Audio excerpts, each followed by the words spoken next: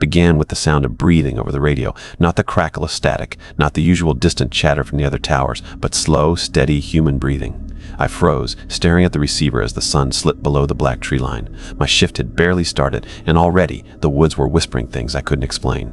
"Look out, Sam, at the base," I said, pressing the transmitter. "You reading that?" Nothing, just the breath close, patient, as if whoever it was stood right outside my door. They'd told me the first night up here would be the hardest. Isolation, the ranger at base had warned, plays tricks on your senses. But I wasn't new to solitude. After the accident the year before, I'd spent months avoiding people altogether. This was supposed to be therapeutic, a way to get back to myself. The tower stood on Black Ridge Peak, 60 feet above a forest that stretched farther than sight. The structure groaned with every gust of wind, the wood bones of it decades old. My living quarters were a single-room cot, desk, radio, map wall, and a narrow ladder down to the ground. The nearest human was 12 miles away. When the sun fell, the forest went silent. No crickets, no owls, just the rhythmic pulse of my own heart and that faint hiss of radio static. I turned down the volume and tried to focus on the map spread across my desk. Around 9, I did my first night sweep with the binoculars. The horizon glowed faintly from the last embers of sunset, but something moved just beyond Fire Trail West. A shimmer, like heat mirage, even though the air was cold. I leaned closer. It wasn't a fire. It wasn't light at all. It was darker. A patch of the night that seemed to bend, swallowing what little moonlight reached it. Then it was gone. I radioed base again. Still silence. I told myself it was nothing. Eyes adjusting, fatigue setting in. But when I turned toward the logbook, something caught my attention near the door. Footprints. Damp, muddy prints leading from the threshold to the center of the floor. Bare feet, each print perfectly shaped, toes and all, glistening faintly as if freshly made. My pulse thundered in my throat. I hadn't opened the door since sunset. I hadn't heard the ladder creak. Yet the prints were there. 5, 6 steps in, and then they stopped. No return trail, no smudge, just gone. I gripped my flashlight, swung it across the room, and whispered, "Who's here?" The tower answered with a low groan, wood straining against the wind. The beam caught the radio again, its red light flickering. And then, through the static, "Don't come down." A voice. Raspy. Close. Male, maybe. My throat closed. "Who is this?" I hissed into the mic. But the voice didn't repeat. The static deepened, and for a moment I thought I heard that same breathing again, slower now, deliberate. I turned off the radio and backed toward the cot. The floorboards creaked under my feet, one by one, like something beneath them shifted in answer. Outside, the forest sighed. The prints were already drying, and for the first time I realized the wind had stopped entirely. The night after the footprints, I barely slept. Every creak of the tower sounded like footsteps on the ladder, every gust of wind a whisper just below the floorboards. When morning finally came, it brought silence, not the calm kind, but the kind that waits for something to break it. The forest below shimmered with dew, every pine needle glinting in the light, but it all felt wrong somehow, staged. Like the world had stopped breathing the moment the sun rose. I went over the floor with a rag and water, wiping away the prints. The wood was cold to the touch, even though the sunlight poured through the windows. For a second, I considered packing up, hiking back to the ranger station and calling it quits. But the thought of explaining to someone what I'd seen stopped me. No one would believe it. I barely did. Around noon, Base finally came through on the radio. "Look out, 7, this is Base. Radio check." The voice was crisp, normal, alive. Relief hit me hard. "Base, this is 7. Reading you loud and clear. You went dark last night. Everything all right?" I hesitated. "Some interference, that's all." "Copy that. Weather's stable." "Keep eyes open for lightning strikes this evening." "Over." Static, then silence again. I exhaled, almost laughing at myself. The radio breathing, the footprints, it all had to have a rational cause. I told myself isolation does things to your head. By dusk, I almost believed it. I climbed down the ladder for the first time in 2 days. The ground felt strange under my boots, like something pulsed just beneath the soil. The scent of pine sap hung thick in the air, sharp and metallic. I scanned the tree line, the same view I'd been staring at for hours from above, and yet from down here, it felt different. Closer. That's when I saw it again, past the clearing where the trail split, a shape standing between 2 trees. At first, I thought it was a burnt trunk, black and motionless. But then it shifted as though breathing. My hand went instinctively to my belt, fingers brushing the flashlight. "Hey!" I called out. My voice sounded too loud, swallowed by the forest seconds later. The shape didn't move. I took a step forward, then another. The pine needles crunched beneath my boots, the sound unnaturally sharp. The air grew colder the closer I got. The figure tilted its head. Not fast. Slowly, curiously. I froze. It was human-shaped, but wrong. Too tall, shoulders too narrow, and where a face should have been, there was only darkness, like the night sky had been carved into its skin. A voice whispered, right behind me this time, "Don't look at it." I spun around, heart slamming against my ribs. No one was there. When I turned back, the figure was gone. I stumbled backward, flashlight trembling in my grip, and sprinted for the ladder. The forest around me was deathly quiet again, as if holding its breath. I climbed faster than I ever had, my hands burning against the rungs. Back inside the tower, I locked the hatch and pressed my ear to the floor. Something was moving below. Dragging. I crouched by the window and looked down. The trees swayed gently, but at the base of the ladder the ground looked disturbed, like something had been crawling there. Then the radio hissed to life, static first, then breathing, and finally my own voice, distorted but clear. "Eli, don't come down again." By morning, the radio was silent again. I sat at the desk staring at it, waiting for the red light to blink, for the static to stir. Nothing. The only sound was the soft ticking of the clock and the occasional groan of the old tower as it swayed in the wind. I told myself what I'd heard. The voice mimicking mine had been a feedback glitch. Radios could loop, catch old transmissions. But the rationalizations were starting to feel thin, like the air up here. Breakfast was coffee and cold beans from a tin. I tried to focus on the usual routine, scanning for smoke, logging weather changes, marking wind direction. Every so often I caught movement in the corner of my vision, a flicker like someone passing by the window. When I turned, there was nothing. At 10,014 a.m., the radio crackled. I nearly dropped my mug. "Lookout 7, this is base. Do you copy?" I grabbed the transmitter, forcing calm. "Base, this is 7, reading you." "Eli," the voice said, "you've got visitors." That word hit me like a punch. Visitors? But the voice wasn't the one I recognized from yesterday. It was softer, female, whispering. "Eli," she repeated, drawing the name out too long. "Don't let them climb." Then came laughter low, echoing through the static like it was bouncing down a tunnel. The light on the radio flickered violently, then went out. I stood there, staring at my own reflection in the glass. My face looked pale, drawn out, older somehow. When I finally stepped outside, the forest was still. The sun hung low, a dull red disk behind a haze of smoke from somewhere far away. At the base of the ladder, I saw footprints again. Bare, small ones this time. A child's. They led into the trees and vanished about 10 yards out. I climbed back up, heart hammering, and shut the hatch tight. That night, the knocking started. It was faint at first, 3 slow thuds from beneath the floor. I froze on the cot, listening. After a long pause, 3 more knocks, same rhythm, like someone knocking on a door, patient and polite. "Hello?" I whispered before I could stop myself. The knocks stopped. I waited, breath held, every nerve screaming. Then the radio flickered on, static hissed. Then a voice, not mine this time, but deep, rough, and close enough to feel like it was whispering in my ear. "Let us in, Eli!" I stumbled back, nearly tripping over the cot. "Who are you? Look outside!"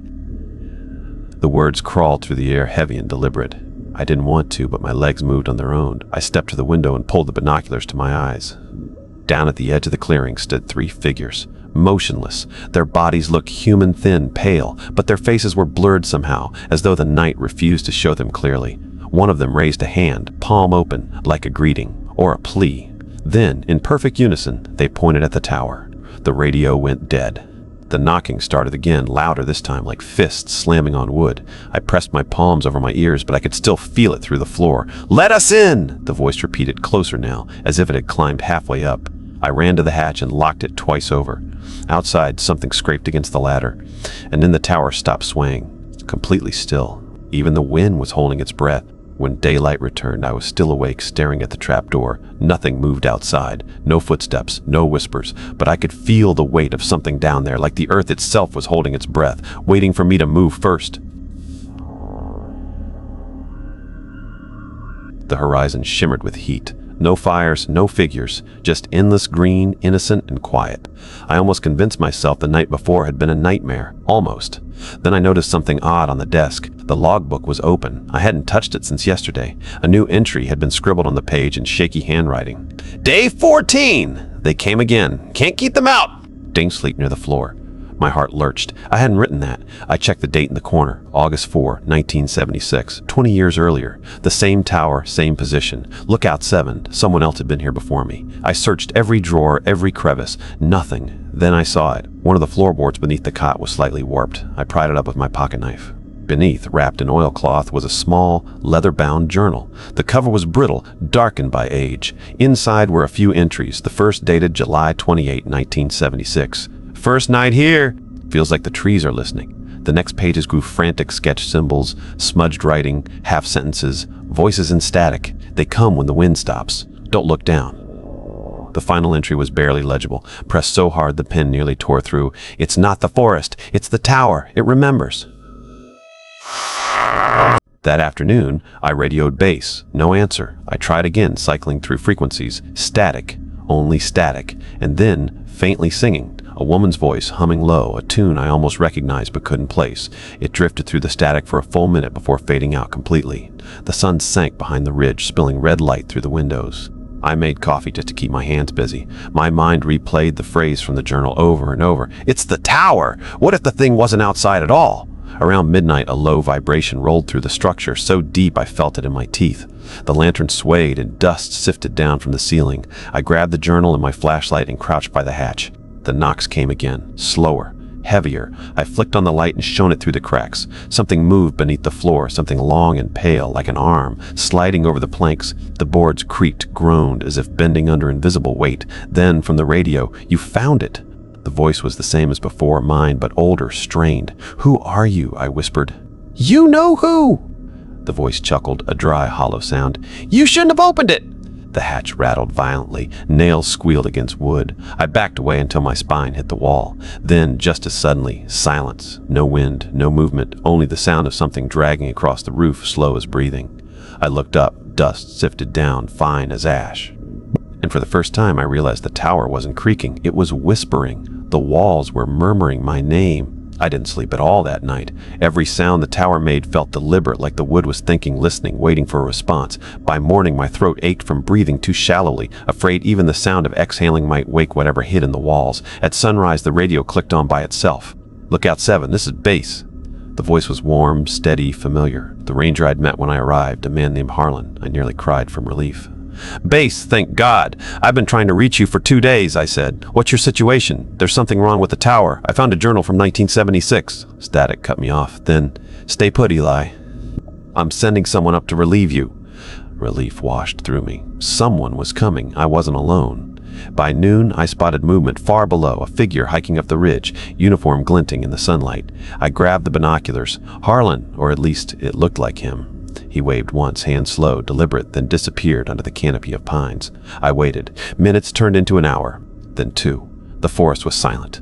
Finally, I heard boots on the ladder. Metal groaned. Each step echoed up through the floor. I ran to the hatch, unlocked it, and shouted down, "Harlan, that you?" No answer. The boots kept climbing. Steady, heavy. I hesitated, then crouched and peered down through the narrow opening. Someone was there, but not in uniform. The man's clothes were soaked, dark with mud. His hair hung in dripping strands. His face, God, his face was pale, too pale, like waterlogged paper. He looked up at me and smiled. "Been a long time," he said. His voice rasped like leaves dragging across wood. I slammed the hatch shut and threw the bolt. He started laughing, softly at first, then louder. The sound scraped against my nerves, building until it filled the tower, echoing in the beams. Then silence. I backed away, every nerve in my body screaming to run, but there was nowhere to go. When I dared to look again, he was gone. The ladder swayed gently in the breeze. The radio clicked. "Eli," the voice said. "Harlan's again. Calm, steady. Did he make it up there yet?" I stared at the speaker, my mouth dry. "Who? Your relief?" My stomach turned cold. "You sent someone?" "Of course," he said. "Left hours ago. Should have been there by now." I couldn't speak. The tower seemed to tilt beneath me, the floor breathing in slow pulses. "Eli." I turned off the radio. When darkness fell, I heard him again. Not on the ladder this time inside, somewhere below the floor, humming the same low tune I'd heard on the radio days ago. I sat in the corner clutching the journal, flashlight trembling in my hand. The humming moved closer, circling under me like he was pacing. Then the whisper, "You opened it! Now you can't close it!" The board shifted, dust rained down. I shone the light toward the hatch and saw a hand reaching through the cracks, pale and slick with dark water. It pressed against the wood, fingers twitching. Then it stopped, almost gently, and tapped 3 times. "Knock! Knock! Knock!" I didn't answer. When I looked again, the hand was gone. Only damp fingerprints remained, sinking slowly into the wood. Outside, the forest began to move. Every tree in sight was swaying, but there was no wind. By dawn, the trees had stopped moving. The forest lay still again, but that stillness felt wrong, too complete, like the calm after a scream. I sat by the hatch for hours, waiting for any sound from below. Nothing. At some point, I realized I couldn't stay up here forever. Whatever was happening wasn't going to stop. And the journal's last page, the one that said, "It's the tower. It remembers," kept whispering through my head. If the tower remembered, maybe it remembered something buried underneath. I packed a flashlight, the journal, and my ranger knife. I left the radio off. Then I unlatched the hatch, climbed down the ladder, and stepped onto the forest floor for the first time in 3 days. The air felt thick, heavy, almost wet. The soil squelched under my boots. I turned in a slow circle. The trees were watching me, not literally, but their branches leaned inward as if listening. Following instinct, or maybe something worse, I walked toward the creek a quarter-mile west. The sunlight filtered through the canopy in narrow, trembling beams. Everything was unnaturally quiet. At the creek's edge, I found something half buried in mud, a wooden sign broken in half. I wiped off the grime. The letters were nearly gone, but I could make out Blackridge Firewatch, EST! 1939 below it, carved crudely by hand, were 3 words: "Don't dig here." A sound drifted across the water soft, like a voice humming. I turned the flashlight on even though it was still daylight. The beam cut through the mist that hovered just above the creek. Across the bank, half hidden by roots, was a hole. Not natural. A tunnel. I don't remember deciding to cross, but suddenly I was kneeling at the mouth of it, staring into blackness that seemed to breathe. The smell hit me first. Rot and wet stone, old and sharp. Something about the shape of the tunnel reminded me of the tower, circular, supported by old timbers, the same pattern of bolts. I ducked inside. The passage sloped down quickly. My light flickered over the walls, marks carved deep into the wood. Some were symbols I didn't recognize. Others looked like tally marks, hundreds of them. After maybe 50 feet, the tunnel opened into a small chamber.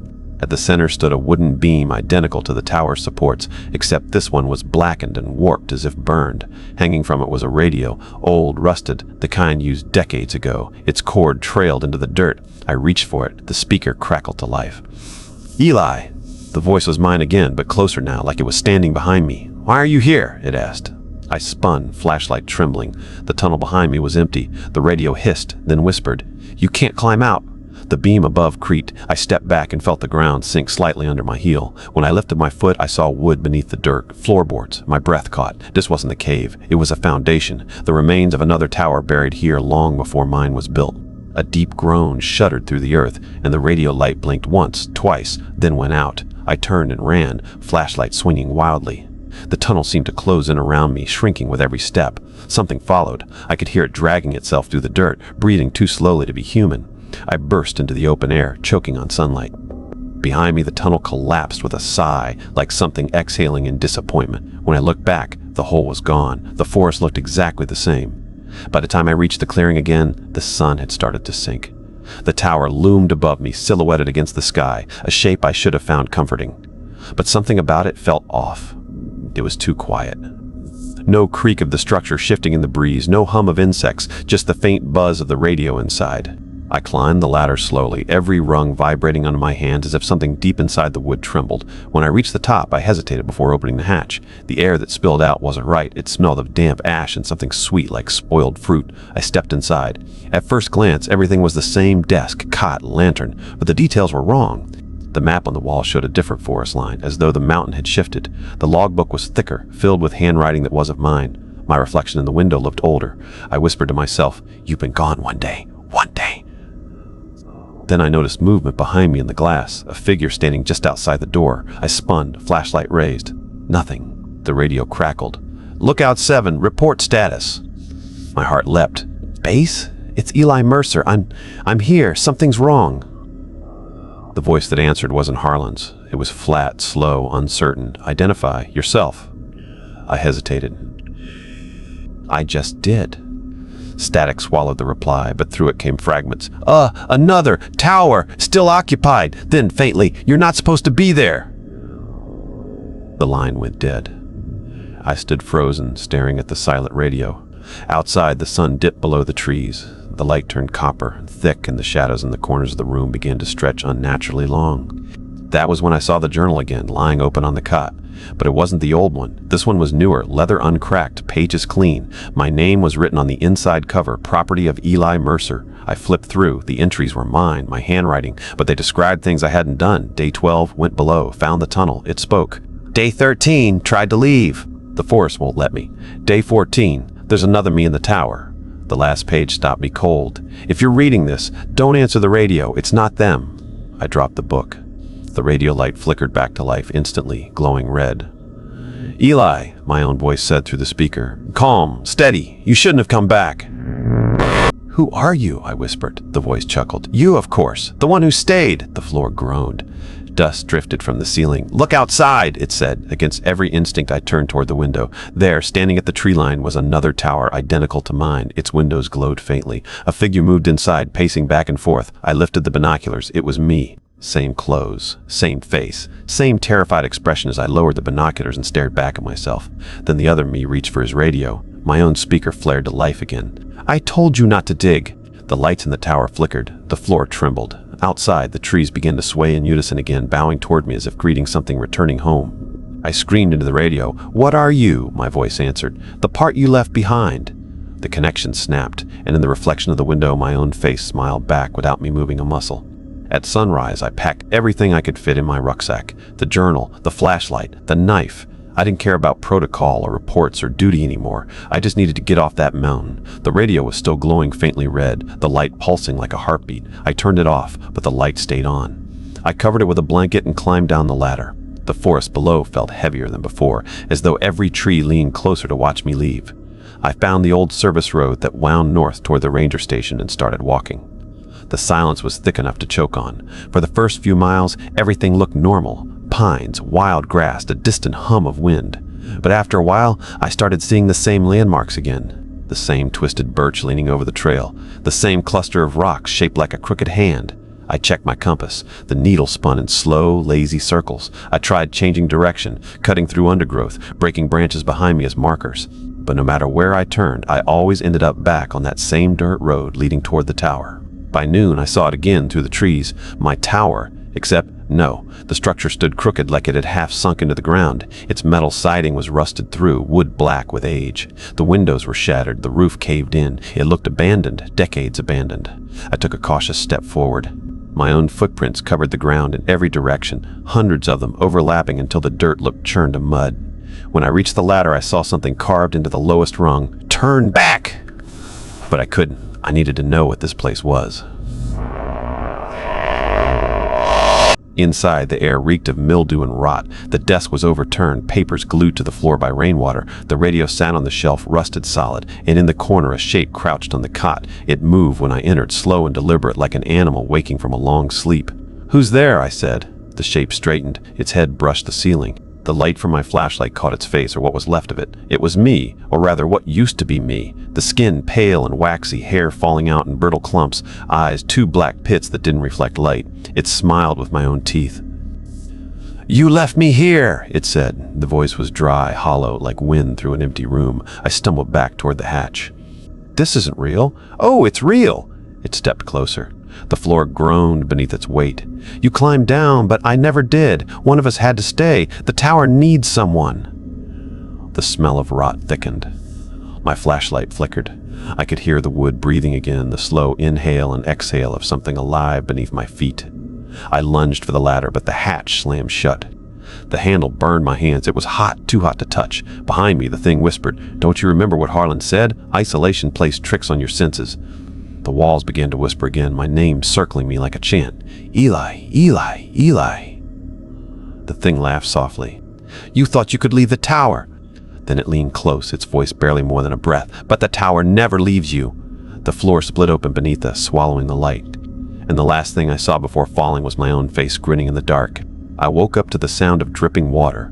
My head throbbed, and for a moment I thought I was back in my bunk.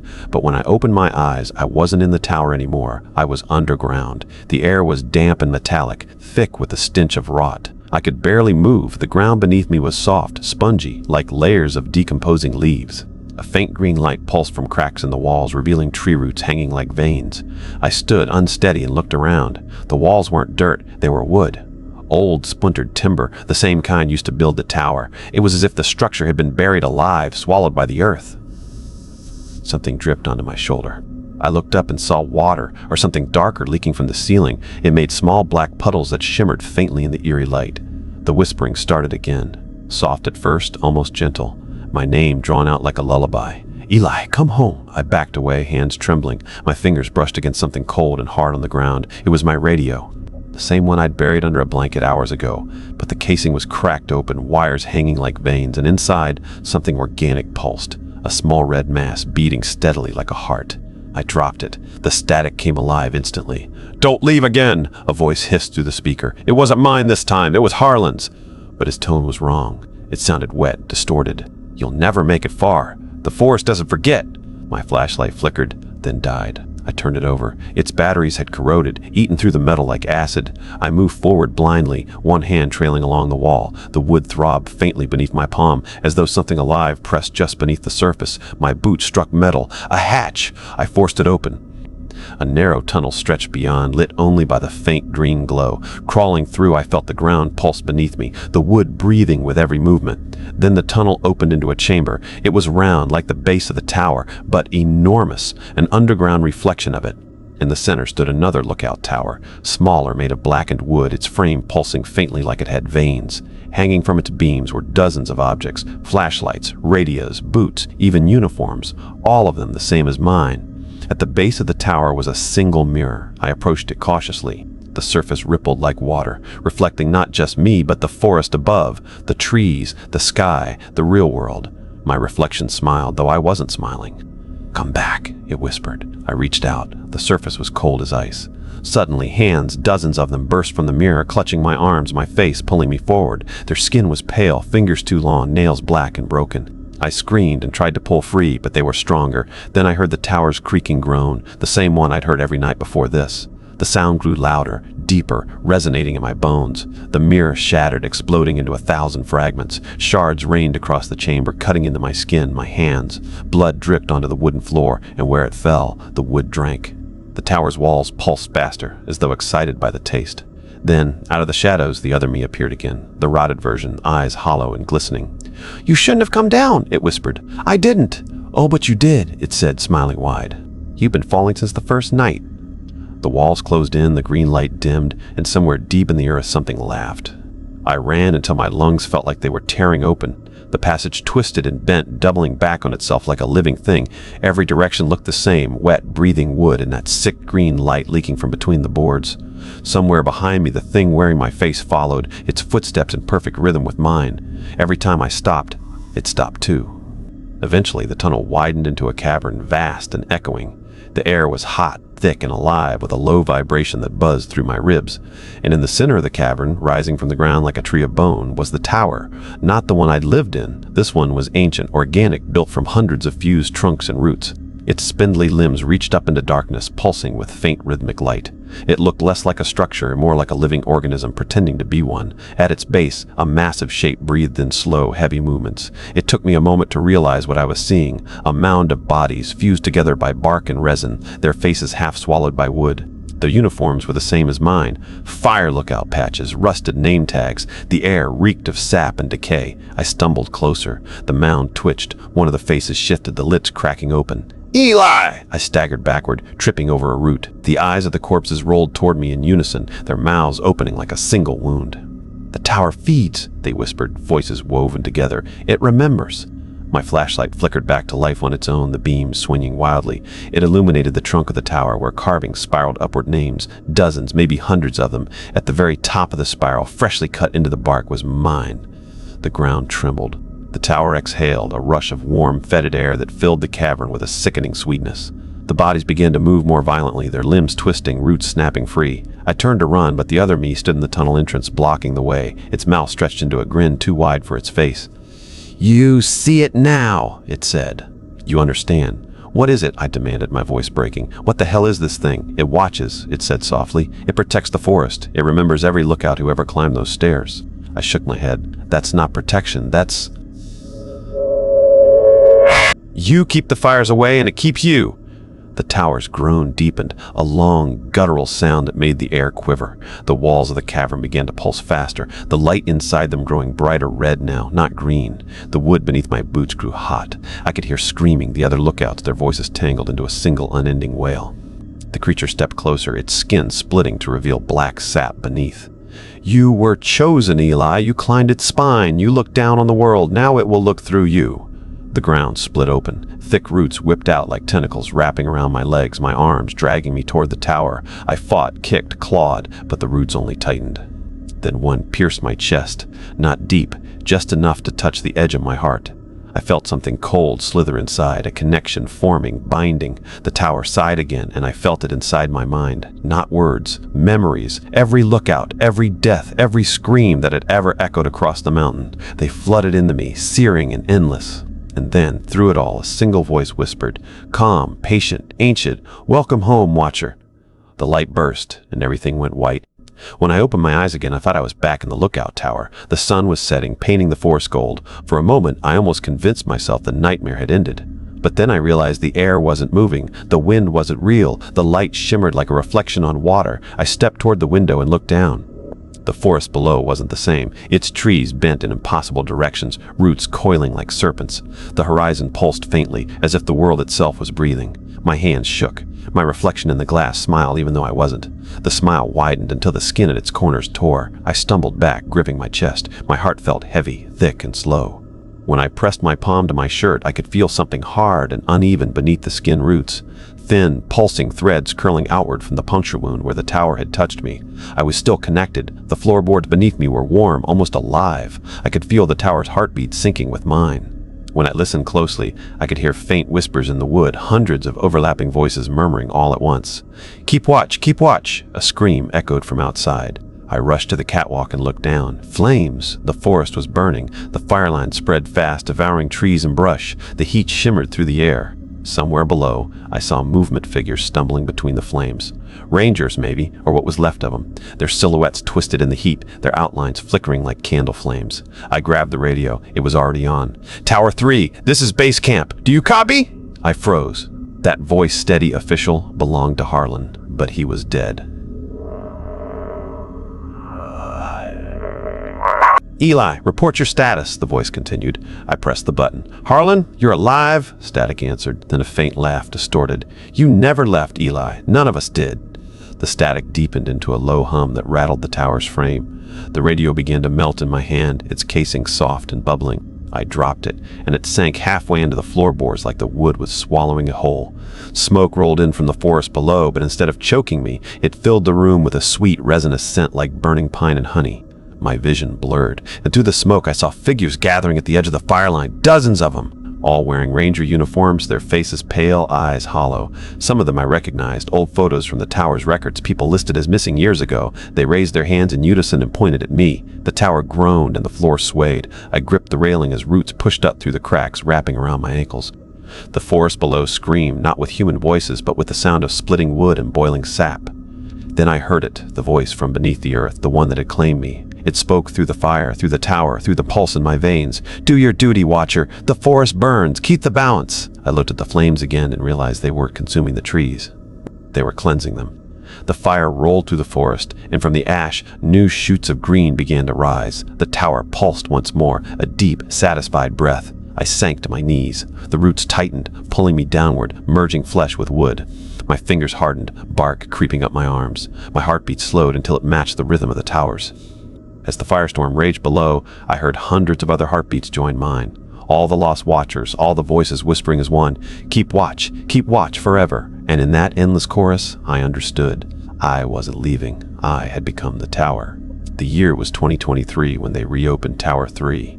The forest had been off limits for decades, marked as unstable ground after the Great Fire of '96. But now the department wanted a new lookout. The satellite coverage wasn't enough. They wanted eyes in the high country again. That's how I ended up here. My name's Mason, 26 years old, fresh out of forestry school. I'd read the local legends, stories about the ghost tower and the men who vanished there, but I didn't believe in that kind of thing. I just wanted a quiet posting. The climb up was brutal. The trail was mostly overgrown, and the tower itself was in rough shape. Rust, moss, warped planks. It looked like it had been rebuilt once long ago, then forgotten again. When I reached the top, I paused to catch my breath. The sun was setting, painting the forest in amber light. From up there, it felt like the whole world was holding its breath. Inside, everything was exactly as described in the files. Minimal gear, one cot, one desk, one radio. But there was something else they hadn't mentioned. A journal. It lay open on the desk, its pages yellowed and brittle. The last entry was dated August 14, 1996. The tower breathes. If anyone reads this, do not look at your reflection after sundown. No signature, just a small blot of dried brown at the corner of the page. I laughed nervously and set it aside. Probably some prank by the last ranger before the evacuation. The radio crackled occasionally, but there was no transmission, just static, steady and low, like distant breathing. Around midnight, I went to the window to check the horizon. The moon hung low, pale and swollen, and in its light, I noticed something odd. The trees below weren't still. They swayed all at once, as though moved by a single breath. Then, faintly, I heard it, wood creaking somewhere deep beneath me, slow and rhythmic like a heartbeat. I told myself it was the wind, but the air was still. When I turned away from the window, I froze. There was someone standing by the door, just a shape at first, half swallowed by shadow. But as my eyes adjusted, I saw the outline, tall, broad-shouldered, dressed in an old ranger uniform, the fabric blackened and torn. "Hey!" I called. "Who's there?" No answer. I grabbed the flashlight and shone it toward the door. The beam caught the man's face, or what was left of it. The skin was pale as paper, the eyes hollow and glistening like sap. His mouth opened slowly, creaking like wood. "Keep watch," he whispered. The light flickered. When it steadied, he was gone. My chest felt tight. I turned to grab the radio, but the static had changed. It wasn't random anymore. It was forming words. "Oh, Mason, report your status!" The voice was calm, low, and terribly familiar. I swallowed hard. "Who is this?" No answer. Just that slow, steady, static breath. Then, faintly beneath it, another voice joined in, a whisper of many voices tangled together. "Keep watch! Keep watch! Keep watch!"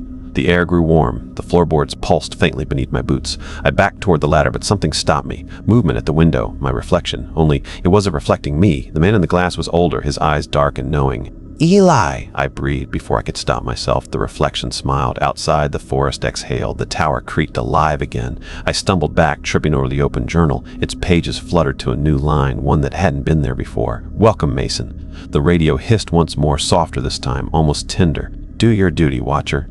And beneath the floorboards, the heartbeat began again.